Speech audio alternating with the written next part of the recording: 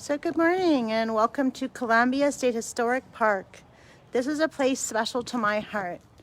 It showcases what a community can do when they work together. This place was preserved in 19.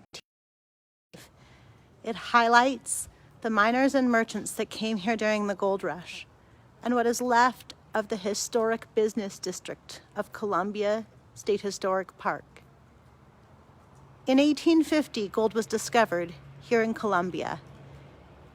But by then, there were already people in Tuolumne County at Woods Creek panning for gold. And so Sonora actually had a population of 10 to 12,000 people. So when gold was discovered here on a day similar to today, the rain had just started and the Hildreth Party stopped here in Columbia on the hillsides.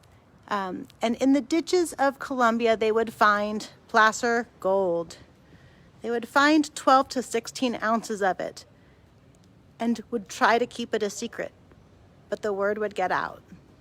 This town became known as the gem of the Southern Mines for the $86 million worth of gold that they took out of the ground here in 1860s prices. Today, that's almost $4 billion. When you adjust for inflation. And today, this is a state historic park, and it helps preserve the history of the miners and merchants who built a town worth preserving. This place is also a living town, and its population at its peak was 20,000 in 1853. People came from around the world in search of gold and new beginnings. And they found them here in Columbia. So today we're going to get a chance to learn a little bit about town, but mostly focus on justice in Gold Rush, Columbia. The park is still open, Christina, and we are excited to have our stagecoach running. It's not running yet this morning, but it would be in the stage office right there. And we also have gold panning, candle dipping, and many of our businesses like our mercantile, the Columbia Museum is open, and I can show you while we're getting started. The Columbia Candy Kitchen has been here since the 1860s, and we can peek through their window. They were just making marshmallows. Not sure what we can see today. Nothing left right now, but they're cleaning up. During the winter, you can usually do candy canes that look like that. I don't know with COVID if they'll be allowing that. Anyhow, thanks for the question. So I'm going to turn it around so you can we can see each other. So good morning. Again, my name is Amber Stegner, and welcome to Columbia State Historic Park. This is the gem of the Southern Mines, and this is a place that speaks to the California Gold Rush and the way that the Gold Rush changed the culture, landscape, and also the communities of California, both ecologically and culturally. So there were 20,000 people here, and one of the things they needed to do once they created a town and a water system was to create a system of justice. So we're going to walk into the Justice Court, and I'm going to show you a little bit about justice in Gold Rush, California.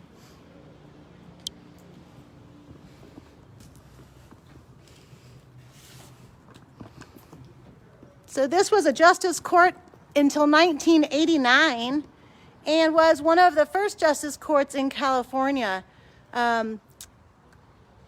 We do have records and names of the early miners here, and we have this wonderful archives building actually in back of the bank where you can come and do family research, or you can learn about the lineage of people who were here.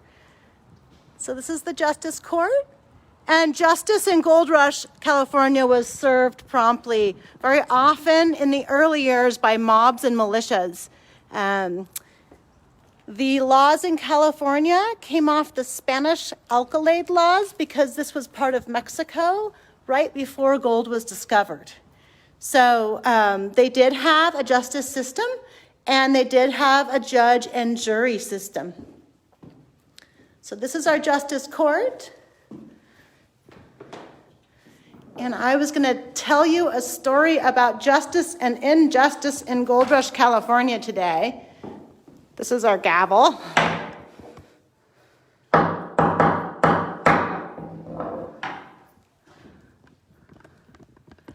So of course, as you can imagine, with people from around the world coming to the gold rush, there were challenges over equity, and some people were not represented. Mostly male as a population, and under the age of 25, people came here to explore, strike it rich, and go home. But many broke out over water and over belongings and over resources. So many people were represented in court, mostly European, but people of Hispanic descent, Mexican descent, Native Americans, and free blacks were not allowed to go to court. So I'm going to talk to you a little bit about the Fugitive Slave Act and one of the examples of how it played out here in Gold Rush, California. So the Fugitive Slave Act, came in to California in 1852, and what it did is it actually made it so that all men were not created equal. It put a price on enslaved people of California. And so there was about 2,000 people that came here who were African American and free blacks. And what happened is that many of them were successful in business, and a few of them were not. So I'm going to talk to you a little bit about a story originating here in 1852. There's a gentleman named Stephen Spencer Hill, who's an African-American slave, and he comes with his master here in 1852 and would work for a year and a half to buy his freedom. He would buy his freedom, and his master would not be successful, so he would go back home to Virginia. About a year later, Stephen Spencer Hill bought a piece of land just about 3 miles from here, and he started farming it. And he started developing it and making it successful and putting a cabin on it. Well, he found a large piece of gold weighing 9 ounces in 1854, and it got printed in the newspaper. By it being printed in the newspaper, one of his master's friends, Mr. Hosier, would see it, and he would use the Fugitive Slave Act to try and take Stephen Spencer Hill and arrest him. Stephen would hear about this through rumors around town, and he would flee. And his community of people would take down the wheat that would give Mr. Hosier money, and they would actually also abscond with the piece of gold that Mr. Stephen Spencer Hill had found.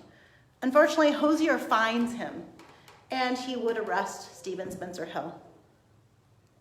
His community would come together and fundraise to help Stephen Spencer Hill get a lawyer, and also represent and vouch for him, which allowed him to go to court, not with a jury of his peers, but at least with a lawyer. He would come here to Columbia and wind up in jail. Mr. Hosier, who was acting on behalf of his master, would try and create like a conflict with the neighbors, so much so that he was pistol whipped by one of them and wound up in jail next to Stephen Spencer Hill. Mr. Hosier would eventually be released, and he would take Stephen Spencer Hill down to Sonora and await a stage to Stockton. They would be traveling on stage to Stockton, and they would have to stop at a stage stop near Hornitos. In the middle of the night, Stephen Spencer Hill would escape with one gold watch of Mr. Hosier's, $13, and a banknote for $500. We believe the banknote came from the gold he found.